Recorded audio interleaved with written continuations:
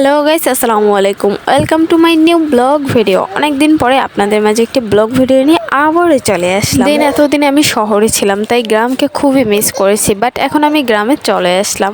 আর গ্রামে যখন এসেছি তখন কি কাজবাজ না করলে হয়? অবশ্যই কাজবাজ করা। সকাল হতে না হতেই আমি মাঠে নেমে পড়লাম, কোদাল নিয়ে কোপাকপি শুরু করে দিলাম। হায় রে হায় জীবন।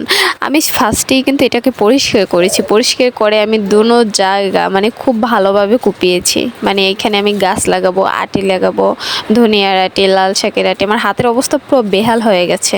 আমি ভালোভাবে কুপিয়ে নিয়ে তারপর এখানে আমি সার দেব। মানে সার দিয়ে তারপর আবার ভালোভাবে কোপাবো।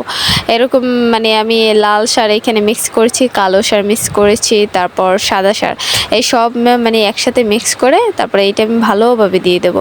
মানে সারটা দিলে হয় কি, আপনার পিঁপড়া পোকামাকড় আছে, তারপর মাটিটাও ভালো হয়, আর পিঁপড়ে টিপড়া হলে তাইলে মরে যায়, তাইলে গাছে আর কি কোনো ক্ষতি হয় না। এই জন্য আমি সারটা প্রয়োগ করি সবসময় গাছ লাগানোর আগে। আর অনেক দিন আগে লাগাইছি তো, আর এই প্রথম বিয়ের পরে এই প্রথম আমি গাছ লাগাইতেছি। মানে অনেক দিন আগে লাগাইছি, বাট তারপরে মাঝে আর কোনো গাছপালা লাগানো হয় না।